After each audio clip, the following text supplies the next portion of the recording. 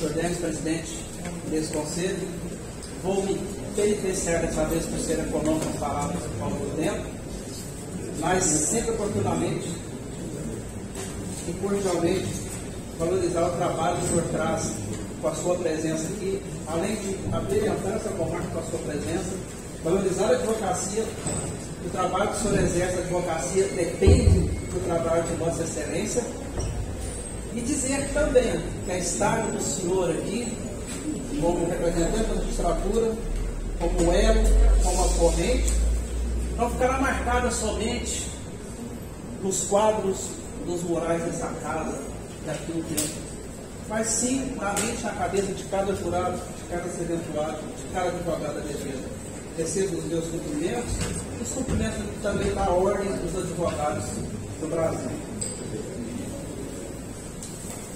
Excelentíssimo senhor Dr. Wesley, Dr. Gustavo, Dr. Gustavo, trago aqui meus cumprimentos de respeito ao Ministério Público e à Vossa Excelência. Nós tivemos a oportunidade de debater os estudos.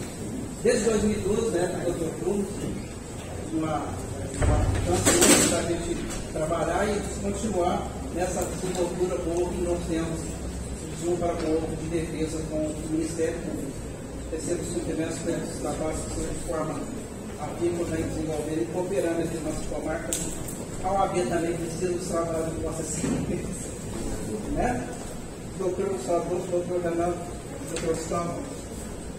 Doutor Gustavo é um colega que eu tenho muito respeito, muita simpatia pelo trabalho, pela pessoa que é, da mesma forma, o doutor Gustavo, que é um professor, um mestre, já assisti vários livros do doutor Gustavo para aprender aqui, inclusive há alguns anos. Então, para nós é uma alegria trabalhar com o senhor, é uma alegria também trabalhar com o doutor Gustavo. Na pessoa do doutor Gustavo, desde já, eu peço meus cumprimentos à família, a pessoa do senhor, dizendo que o nosso trabalho é extremamente técnico e profissional. Senhores jurados, eu volto para falar melhor com os senhores. A nossa banca de defesa, não vou nominar, mas aqui em nome do nosso mentor, o Dr. Éder, meu mentor, quero cumprimentar os senhores, o Dr. Monteiro, o Dr. Faria, minha parceira, e todos que aqui estão, cumprimento-os e agradeço, porque essa banca hoje, como disse o Dr. Lúcio, está recheada de notável saber jurídico.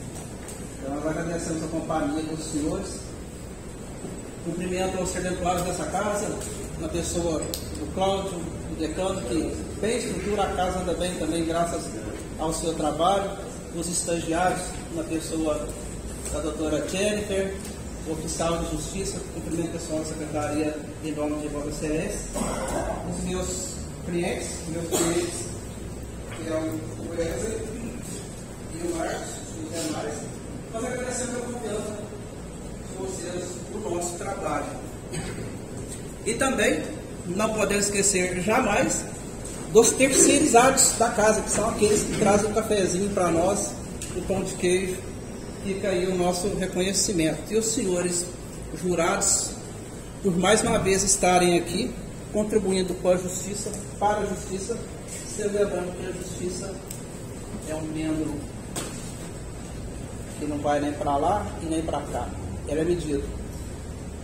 Agradeço hoje de Vossa Excelência estar aqui, de terem passado mais um dia fora de casa, contribuindo com a justiça, servindo a justiça, saindo do seu trabalho e dentro daquilo que Vossa Excelências prometeram, de acordo com o artigo 472, me parece, me desculpe, de julgar de acordo com a convicção de Vossas Excelências.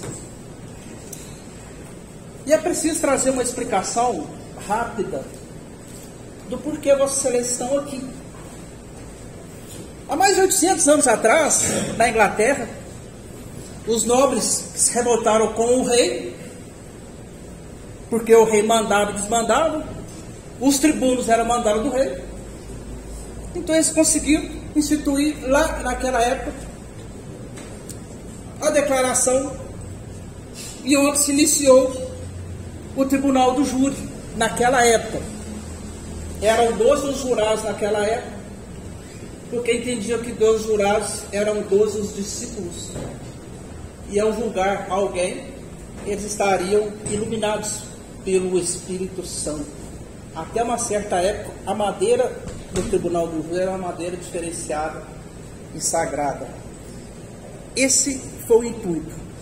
O julgamento saiu do juiz e passou para Vossas Excelências, para os jurados, para julgar de forma independente. Vossas Excelências como os hospedeiros do conhecimento por intuição. Não tenho conhecimento dos artigos e da lei, mas a julgar pela lógica e pela vida de Vossas Excelências, do dia a dia, como pai, como mãe, como irmão, Vossas Excelências irão hoje fazer justiça nessa casa. Ao final, o nome de Vossas Excelências, tendo feito justiça, vai ficar marcado nas paredes desse tribunal por todo sempre, porque fizeram o julgamento, fizeram o procedimento correto em relação a esse julgamento de hoje. É preciso dizer... Antes do doutor começar a falar sobre os fatos, eu queria ressaltar aqui para vocês, queria clamar aqui para vocês, que vocês ouçam o doutor Alexandre com a mesma atenção que vocês ouviram o Ministério Público, os assistentes, porque eles não são o dono da razão. Não somos donos da razão. Nós somos seres humanos, somos falhos. E o único que não erra é aquele ali.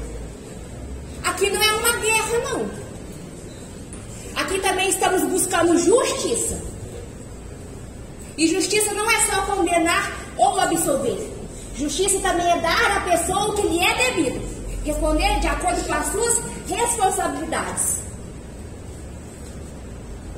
Obrigado, doutora.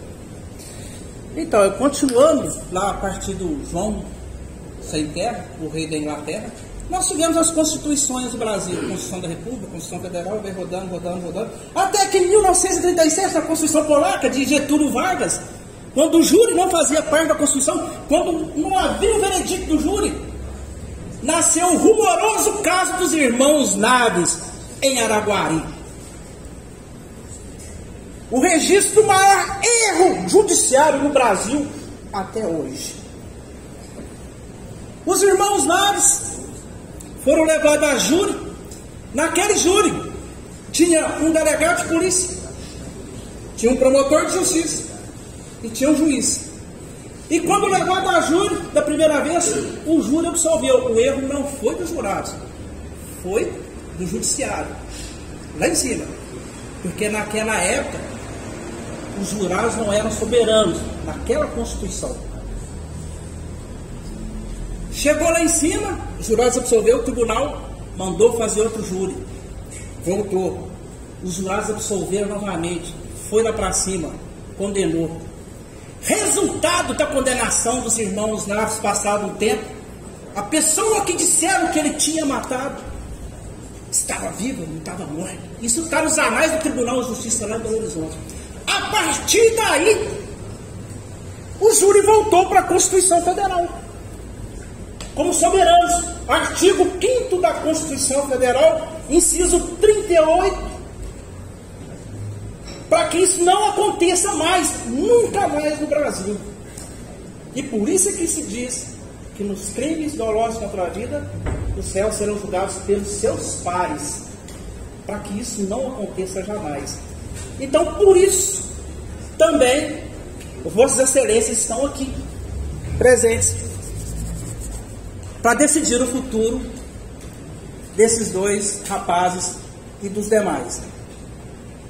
A gente traz uma simbologia e uma analogia de proporção. O que é proporcional, o que não é proporcional, e dentro da Constituição Federal da República do Brasil, o que é razoável, equidade.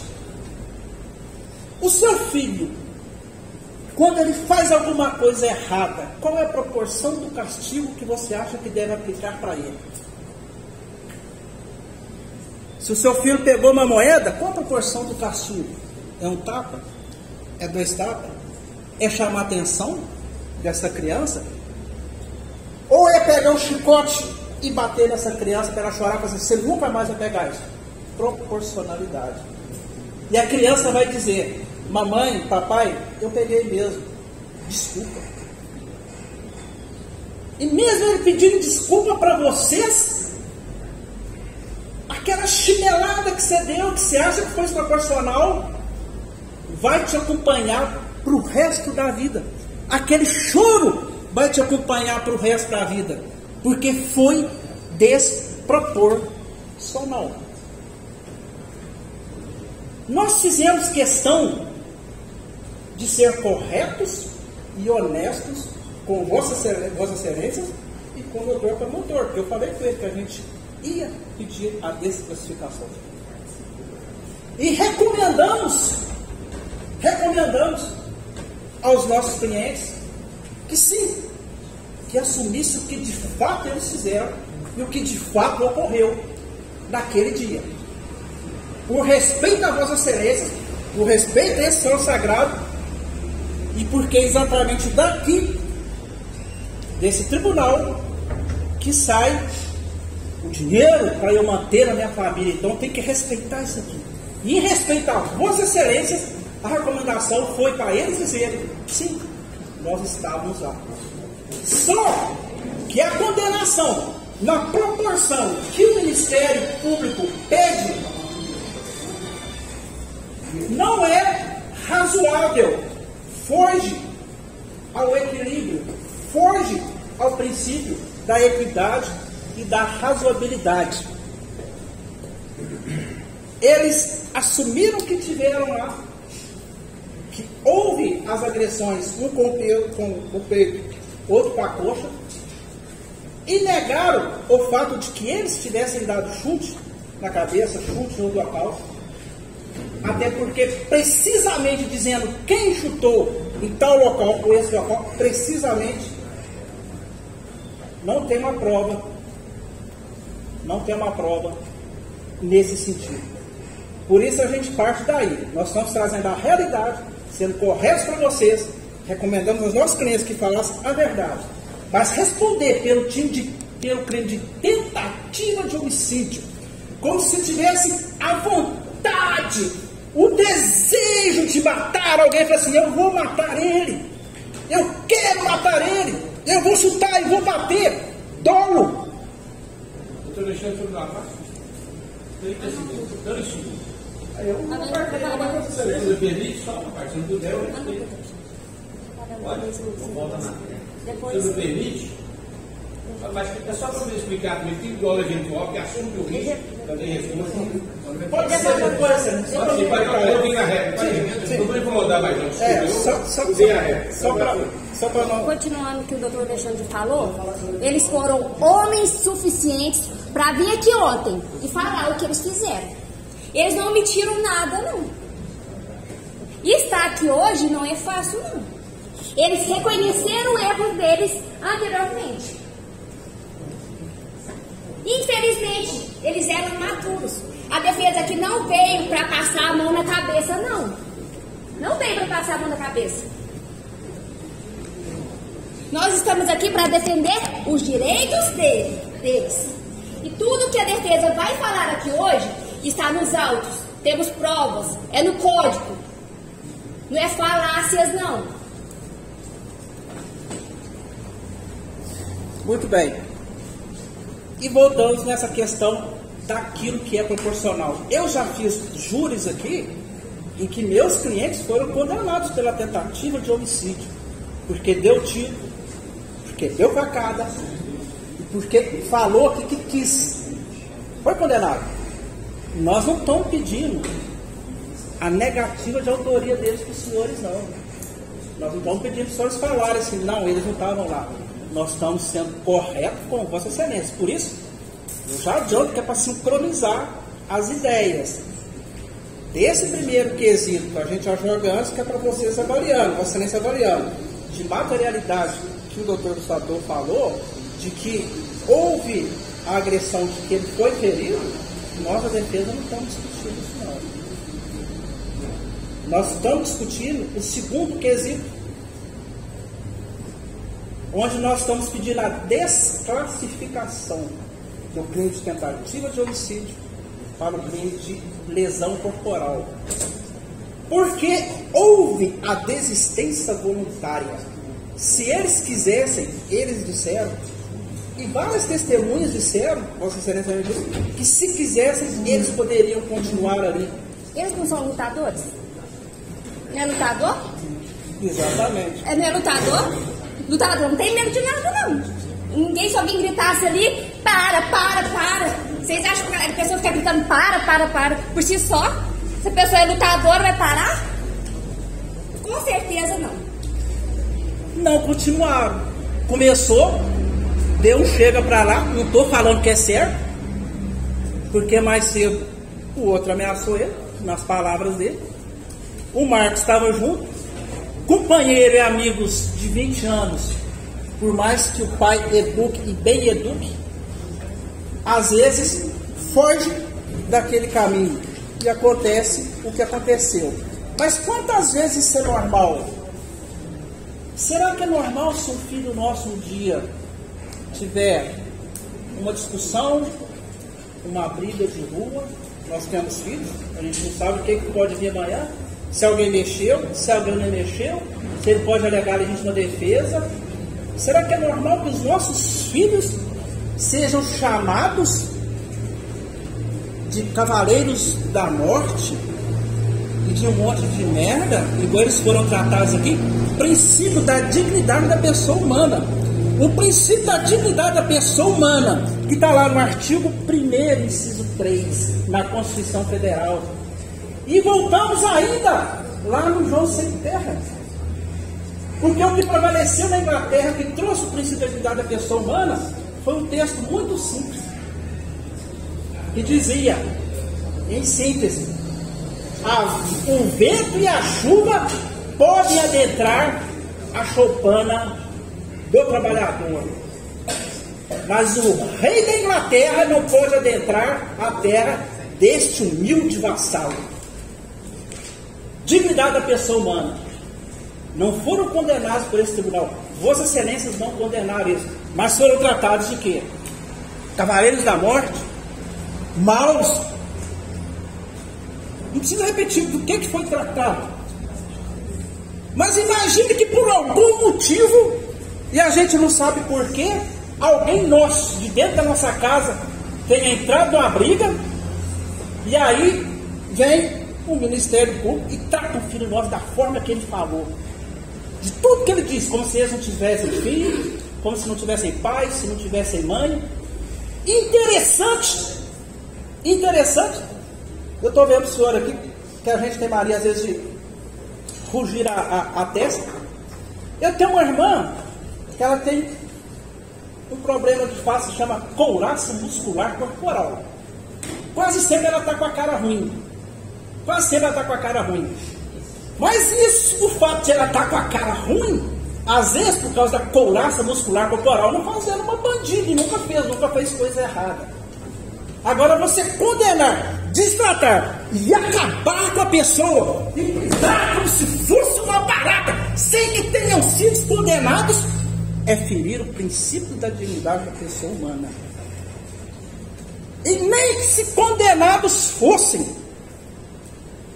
e nem os condenados dentro do presídio são tratados assim.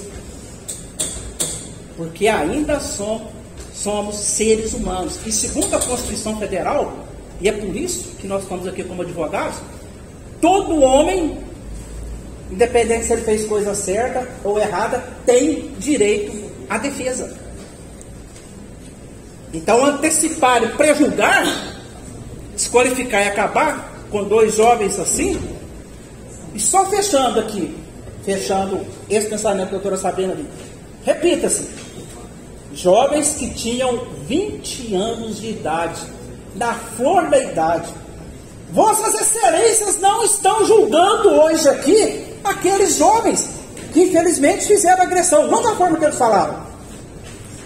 Estão julgando dois jovens 8 anos depois, com empresa, dando aula.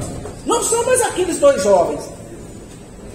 E qual seria a justiça agora em condenar esses dois homens pelo crime de tentativa de homicídio? O que a sociedade vai ganhar com isso? Porque não houve a tentativa de homicídio. Houve a desistência voluntária. E por isso a desclassificação. E nós vamos chegar mais um pouquinho. Nós vamos avançar mais um pouquinho. Esse princípio, essa amplitude é preciso trazer. Só repito, a cada castigo que a gente aplica, depois que você vê que ele não foi correto, ou que a pessoa não fez, ou que não foi na proporção, isso nos persegue. Por que a gente tem que aclarar isso para Vossa Excelência? Para que vocês saiam daqui com a consciência tranquila de que fizeram o julgamento certo. Ao desclassificar de tentativa de homicídio, no primeiro momento, para lesão corporal. Vai sair de Vossa Excelência o julgamento, ou a decisão, como é que vai ser o cumprimento de pena? Vai ter uma pena sim. Eles vão pagar porque eles fizeram. A sociedade vai ver o retorno do trabalho de Vossa Excelência. E o magistrado é quem vai aplicar a pena. Vai haver uma pena sim. Eles não vão ficar isentos. Para deixar claro, da honestidade do trabalho da defesa. Estão querendo julgar os nossos clientes por causa de olhares. Vocês acham mesmo que eles deveriam ficar aqui e ficar rindo para o Ministério Público? Hoje aqui está julgando uma coisa séria. Né? Hoje aqui não é para ficar rindo, cada gracinha, não. Eles falaram que eles ficaram debochando. O único deboche que foi é deles. Eu não vi nenhum momento eles debochando, não. Então eles não estão aqui para ficar rindo para o Ministério Público. Para ninguém. Que hoje aqui buscamos justiça. Buscamos justiça. Doutor, você não permite uma parte? Não. Depois você vê. Não permitiu, doutor. Não permitiu. Então vamos continuar. Para mostrar o trabalho da defesa de Vossa Excelência. Pessoalmente, eu repito, pessoalmente, eu tenho maior respeito por um delegado de polícia no seu trabalho, porque todo trabalho começa ali. Pelo promotor de justiça e a equipe do promotor de justiça que trabalha com ele. Sempre tive muito respeito. E pelo magistrado. A cada ação que acontece, a cada coisa não correta que acontece, começa ou com a polícia militar fazendo um boletim de ocorrência e depois vai para o delegado, ou diretamente para o delegado. O delegado de polícia, o doutor Edgar, esteve aqui e a gente fez questão de trazer ele aqui para ele esclarecer para Vossas Excelências por que ele chegou numa conclusão. O que acontece? O delegado escuta as partes, escuta testemunhas, escuta a vítima e aí ele faz um relatório final. Esse relatório que ele faz, ele encaminha para o Ministério Público. Essa é a marcha desse tipo de situação. E o Ministério Público vai apreciar se é da forma que ele colocou ou não. Mas nós temos aqui o delegado de polícia, que nas folhas 25, e por isso que ele veio aqui, traçou todos os detalhes, que eu não preciso repetir aqui para Vossa Excelência. E no final, ele concluiu, o delegado de polícia dessa cidade, que protege Vossas Excelências, que entende o que é o melhor, que está aqui todo dia vendo o que é errado aqui em Bom Sucesso. E já cooperou em Santo Antônio também. O doutor Edgar, diante dos fatos, declarações da vítima e testemunhas, indiciou pelo crime de lesão corporal e formação de quadrilha. Eu estou lendo que está aqui, isso aqui, o próprio doutor já falou, que nem se aplica. Previsto no artigo 129. O delegado de polícia, que está aqui há não sei quantos anos, que presidiu o inquérito, que ouviu todo mundo, concluiu nesse sentido. Da mesma forma que nós estamos pedindo. Mas foi a primeira vez advogo desde 2002, só que advoguei para iniciativa privada, com a empresa do exterior, até 2012, de 2012 para cá que eu comecei a trabalhar na área criminal, que eu vejo um trabalho de um delegado de polícia ser descaracterizado como se nenhum valor tivesse. Primeira vez que eu não vejo uma parceria de eixo entre Polícia Civil e Ministério Público. Até porque tem um procedimento que chama inquérito direto, onde os dois conversam. Primeira vez, nesse tempo todo. Falaram que ele não tem nem conhecimento jurídico, né? É, como se não fosse um Como profissional. se não fosse um profissional. Não tem conhecimento jurídico porque não falou o que ele queria. Aí não tem conhecimento jurídico mesmo, não. Porque não colocou tentativa. Aí não vai ter conhecimento jurídico. Nenhum. Como não está, de acordo com o Ministério Público, não tem conhecimento jurídico. Só eles que têm conhecimento. O dono da verdade, da razão. Então, analisem os autos, as provas e tudo que o doutor Alexandre vai trazer aqui para vocês. E o que a gente está falando de lesão corporal, não somos nós que estamos inventando. O delegado colocou que ele informou que foi lesão corporal porque não teve risco de vida. Aí vieram falando que a gente ia falar que não estava no laudo, que houve risco de vida. Eu sou advogada. Ele é o quê? Promotor. Não somos médicos. O próprio médico, que estudou 5 anos, especialista, colocou que não teve risco de vida. Sou advogada, ele promotor. E o médico colocou que não teve risco de vida. Qual é a credibilidade? Pensem vocês aí. E aí nós temos o segundo profissional em medicina totalmente descaracterizado nesse plenário com o ofício dele.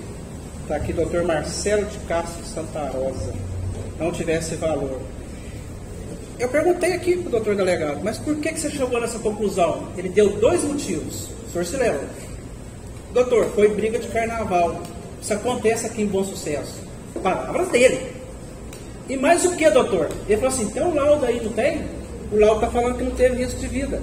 O laudo aqui, as folhas 23, a doutora Sabrina pode mostrar, fala que da ofensa resultou perigo? Resposta aos quesitos, artigo 4º, não. Está aqui.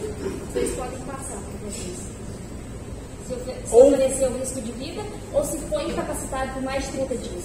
Esse é o laudo que o médico legista do exame indireto, porque ele não foi lá, né? A vítima não foi lá, ele fez isso através do receituário, do prontuário que ele recebeu do médico que atendeu aqui e constatou que não houve risco de vida. Ele teve tanto risco de vida que no outro dia foi para onde? Para Prados. Ficar onde? Machucado e dentro do carro. Pelo amor de Deus, gente. Quem vai acreditar nisso? Fiquei machucado dentro do carro. E aí não, o doutor João perguntou para ele se ele teria outro lugar para ficar. Ele falou assim, no meu quarto. Mas por que ele não ficou? Foi curtir o carnaval. Ele não ficou internado meses. E aí nós vamos voltar concatenando as ideias no outro ponto.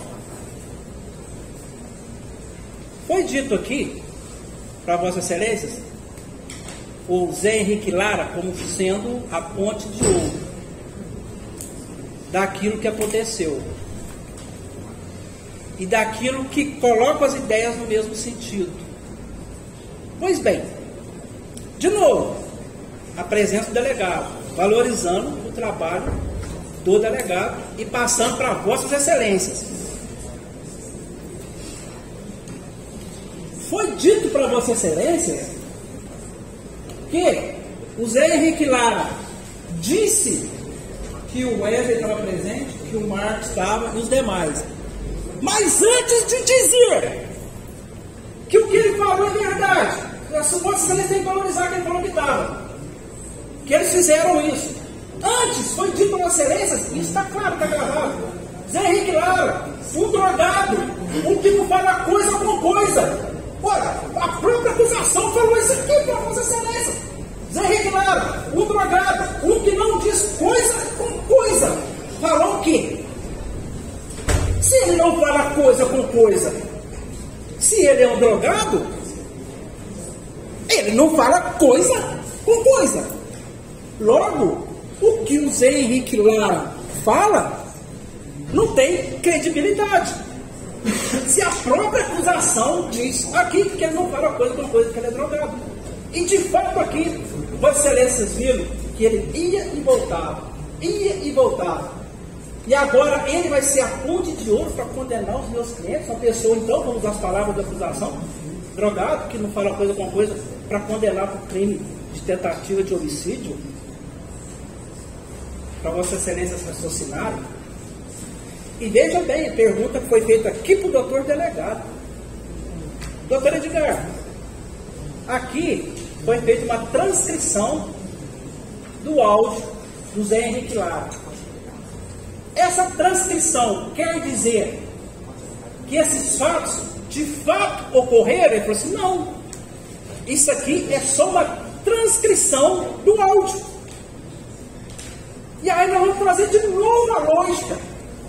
O delegado disse, e está aqui, eu vou mostrar para vocês, ele disse, é somente uma transcrição daquilo que foi falado. Mas, doutor, isso corresponde à verdade? Eu disse, não, é só uma transcrição. E no relatório que Vossas Excelências receberam aqui, Vossas Excelências leram, fala desse ponto. Fala desse ponto. E veja bem, ainda lá no Zé Henrique Lara, dos áudios, e eu perguntei aqui, a doutora Sabrina vai mostrar, está aqui nas folhas 131, 132, 133, 134. Quem fez o áudio foi o Reginaldo Luciano Silva, investigador de polícia. E ele começa trazendo aqui o seguinte, ó, V1 é o senhor Elisandro, e nós estamos falando do áudio,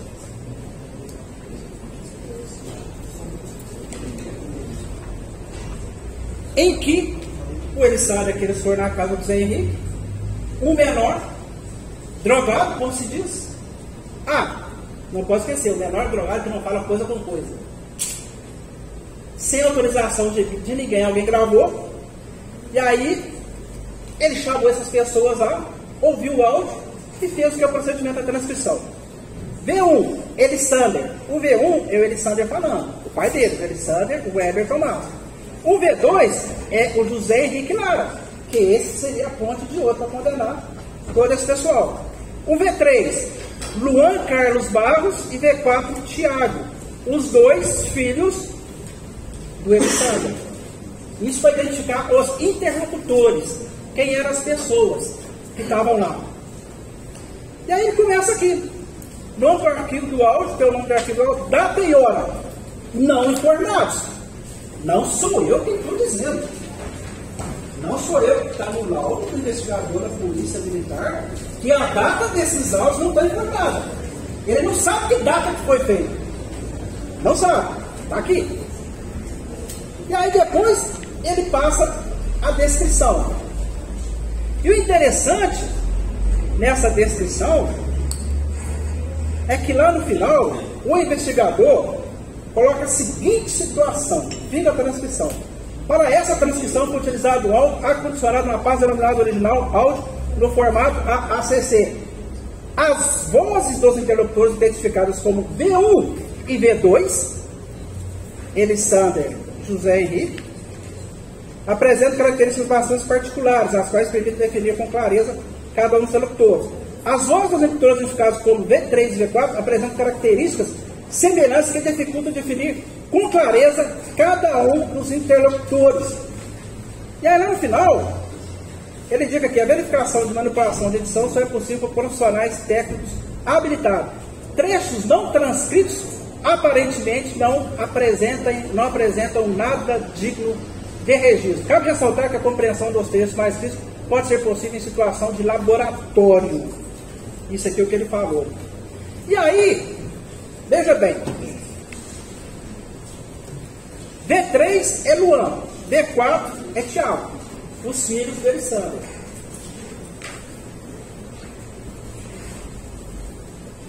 Sem saber quem é Luan e sem saber quem é Tiago, está aqui na transcrição, V3 ou V4, um deles fala assim, eu peguei mesmo, chutei ele e saí fora. Aí depois sem saber se é o Luan ou se é o Tiago. dei você, eu peguei o chute e pronto, igual a você. Ó, o primeiro chute quem deu foi você e eu peguei e chutei. Ainda no V3 ou V4, ou Luan ou Thiago. Eu só chutei depois que aconteceu, não sei. Isso eu estou falando do jeito que está escrito. Porque a hora que vocês pegam o boletim, depois das testemunhas, lá está escrito direitinho em português, né? Todo mundo de boa, às vezes foi assim, mas isso está escrito aqui, dessa forma. V3 ou V4, da mesma forma, o Leão Thiago. Chutei, dei chute, pronto, acabou. É engraçado porque que isso não foi trazido para vossas excelências, essa forma que está aqui transcrita, que os filhos do Elissander aqui assumiram que bateram. Está escrito aqui, né? Doutora Sabena, pode passar. Falaram que o Elissander é um paizão. Veio aqui, quis comprovar a inocência dos filhos. Que paizão! Ele fez esse vídeo porque várias pessoas falaram o nome dos filhos dele. Somente por isso. Não foi 1, 2, 3, não. Várias pessoas falaram. Pode passar.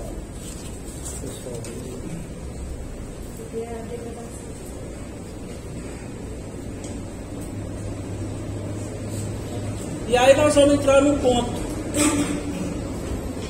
ponto de a possibilidade só de adiantar para Vossa Excelência e sincronizando com o que a gente está falando. Dentro da Constituição da República do Brasil de 1988, o artigo 5º está dentro dos direitos e garantias individuais. Ele é um direito e uma garantia meu, da Gina, de todos vocês, do juiz, do promotor, do advogado, dos clientes, nosso, é direito nosso, direitos e garantias individuais. Não é o direito do Ministério Público e nem da magistratura, é individual, como ente falando. Estando dentro dos direitos e garantias individuais na Constituição da República, é uma cláusula que não pode ser mudada, segundo o artigo 60, parágrafo 4º. Não muda nem por PEC. Ela não pode ser alterada. Direitos e garantias fundamentais. Então ele é um direito meu, ele é um direito seu. Eu posso precisar desse direito amanhã, qualquer um de vocês pode precisar, os filhos de vocês podem precisar, os meus filhos podem precisar desse direito. Estando elencado como direitos e garantias fundamentais da Constituição da República, o entendimento jurisprudencial e doutrinário certo e pacífico é de que, na dúvida, absolve-se o réu. Isso eu estou falando da possibilidade de chegar no terceiro quesito. Adiantando, só não estou falando, colocando duas situações. Se a gente não passar, ultrapassar a fase do segundo quesito, se o entendimento não for pela desclassificação, nós vamos passar para o quesito seguinte. No quesito seguinte, o quesito genérico, o juiz vai perguntar para Vossa Excelência: Vossa Excelência absolvem ou condenam aqueles meninos? E havendo dúvida se de fato ocorreu da forma colocada, da forma que o Zé Henrique Lara colocou, da forma que as testemunhas, algumas disseram, entre poste sem luz, caminhão, tinha ou não tinha caminhão, quem é que viu, a distância era 40, era 50 metros, e diversas vezes foram colocadas, se precisar a gente volta aqui e mostra, que apesar de falarem que viram agressões, não se identificou exatamente o que cada um fez, e a lei fala que se não for individualizado, não pode ter a condenação, porque não sabe quem fez o quê. E nascendo a dúvida, se Vossas Excelências têm dúvida como os jurados, Estando esse direito elencado nos direitos e garantias fundamentais, não se condena havendo dúvida. Isso é o que o Superior Tribunal fala, seja de Justiça, seja o Supremo, seja o Tribunal de Justiça. E trazendo para a nossa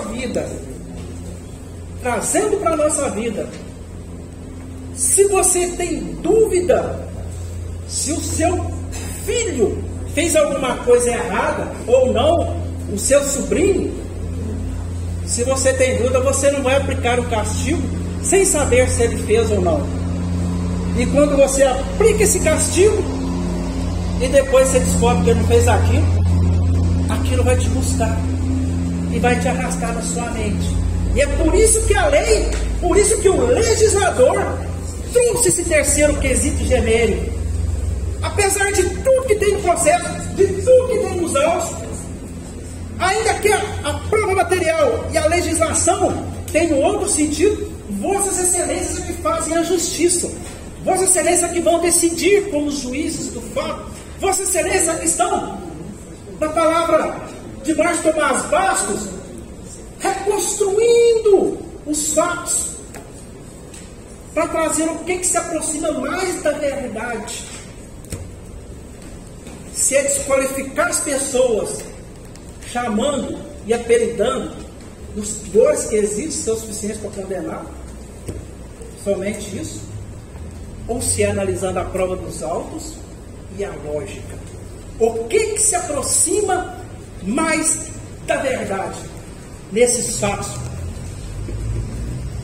que estão sendo construídos a partir daquilo que está nos autos? Por isso o terceiro quesito. Ainda que Vossas Excelências pensem, tem a prova disso, tem a prova disso, mas eu ainda tenho uma dúvida. Eu não sei se de fato tem alguém falando que eles chutaram, que eles bateram, ou se chutaram, se bateram, da forma que chutaram. Se foram eles que causaram essa lesão. E por isso o legislador fala, vou trazer o segundo quesito, que é para o jurado se eximir da possibilidade de sair caminhando aqui e chegar lá fora e ficar pensando, será que eu fiz a coisa certa?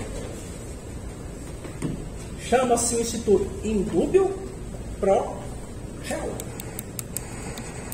Por isso tem esse terceiro quesito, para trazer essa possibilidade. Ainda que Vossas Excelências entendam que não é o caso de desclassificação para lesão corporal do 121, o legislador trouxe, assim, mas pelo conjunto dos autos, não entendo pela desclassificação, mas também não entendo que eles devam ser condenados pelo crime de tentativa de homicídio. E aí traz o questionamento na cabeça de Vossa Excelência, que eu tenho a mais absoluta certeza que vai ser, no sentido, se chegar nesse terceiro quesito, pela absolvição de Marcos William e de Wesley. E olha para Marcos William, ele está olhando da mesma forma que ele está olhando desde o começo. Olha o rosto dele, ele é assim, para a defesa dele. É assim que ele olha, aqui a sobrancelha, isso é natural, ele está olhando para mim, ele não está olhando para o promotor agora. Assim que ele olha. Agora, se ele dá uma risadinha, aí é deboche. Quer dizer, não pode rir porque é deboche. Não pode ser natural com a couraça muscular corporal que a gente tem aqui. Porque aí está fazendo um desdém. Isso é muito simples ser verificado. Ninguém tem um rosto normal, orelha maior do lado, o nariz maior do outro, o outro, você vai ser assim. E mais aquilo que a vida traz. Então, se é condenado por causa da forma que olhou com desdém, aí não dá para passar. E nós estamos defendendo direito, não pessoas. Por quê? Eu estou falando isso, estamos defendendo direito e não pessoas. Porque está no artigo 15 do Código Penal. O agente que voluntariamente desiste de prosseguir na execução só responde pelos atos já praticados.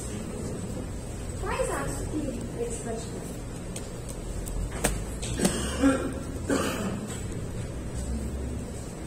Quais atos que eles praticaram? Não sei se vocês já ouviram o ditado: dê a César o que é de César. Então dê a eles o que é devido para eles. que a desistência voluntária, lesão corporal, porque se eles quisessem eles tinham continuado. Se eles quisessem, eles tinham continuado. Isso é sem dúvida nenhuma. E com isso, vamos trazer o artigo 129.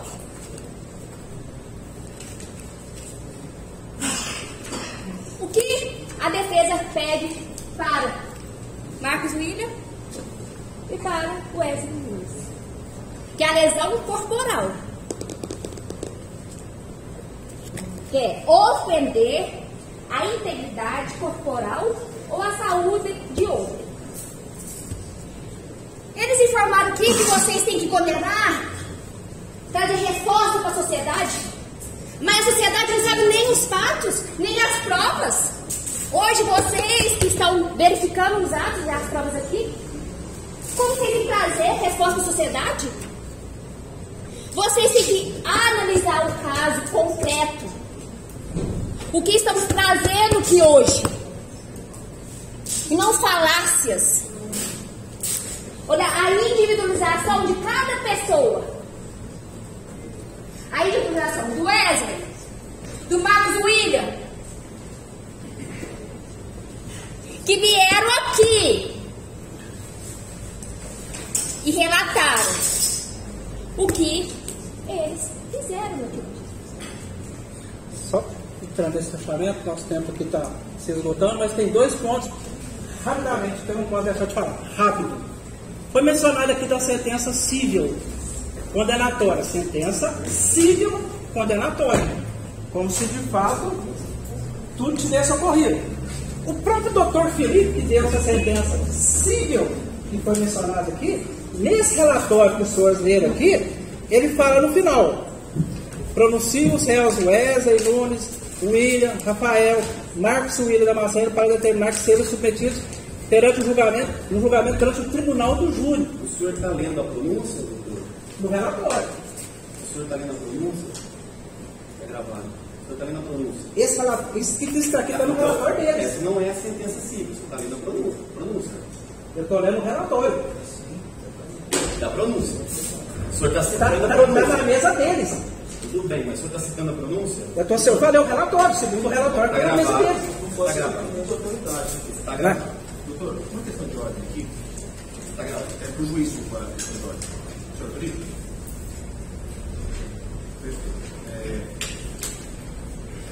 A gente queria saber do posicionamento da autoridade presidente aqui. A 478 ele faz redação à pronúncia, a menção da pronúncia como argumento de autoridade. Aqui a gente tem casos no processo onde a impronúncia, há uma manifestação do Ministério Público buscando a impronúncia. Né? Então, a impronúncia de um dos acusados, no entender dessa defesa, não seria objeto de unidade por conta da lei falar de pronúncia objetivamente. E se eventualmente algumas das defesas mencionarem a impronúncia de um dos inicialmente acusados, a defesa requer que não seja reconhecida por unidade nem obstado à defesa a menção e utilização desse argumento como argumento de autoridade da impronúncia, essa sim, um elemento não previsto na lei do artigo 478, que é o pedido da defesa. Eu, não vou utilizar. Mas é que quando eu faço alguma coisa, todo mundo protesta. Então eu não dou o direito também de dizer mesmo. Então quem decide, embora o doutor deles aqui é o nosso presidente, mas quem decide o unidade é o tribunal. Inclusive, doutor, o senhor viu que eu sou um contraponto ao senhor, em nenhum momento eu abri a boca aqui, é só um contraponto a isso, para a gente esclarecer esse ponto que o senhor levantou, só isso, mas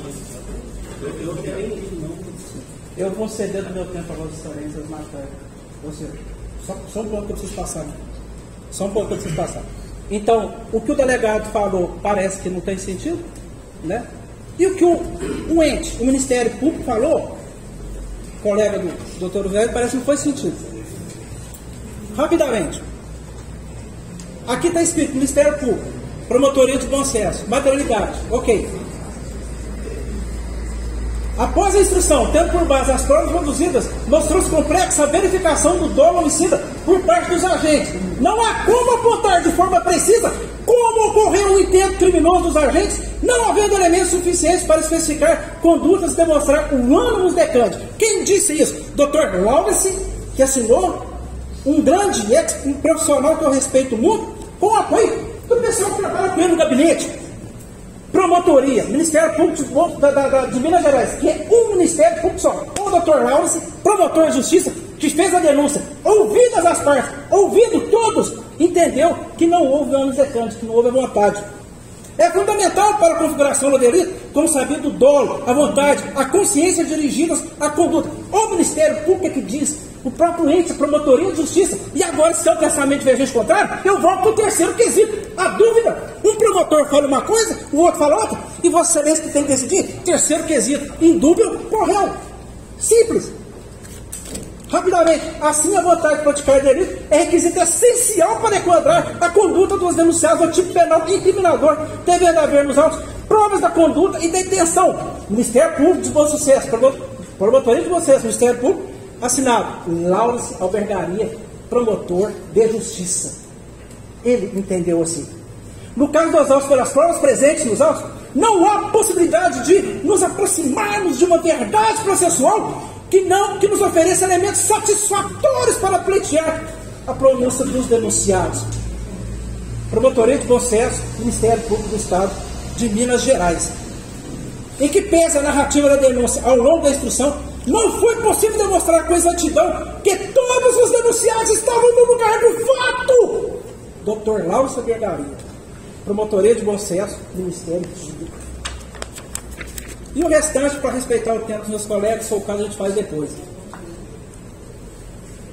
Se o Ministério Público... Não, o Ministério Público é um ente, é um pensamento só. Porque nós já estamos no nosso prazo, por causa dos nossos colegas aqui. Aí nós vamos acabar. Tem um entendimento divergente, então, se passar para o terceiro quesito, na dúvida, absolve o céu. A desistência voluntária é quando a pessoa inicia a execução, mas ela desiste quando ela poderia continuar.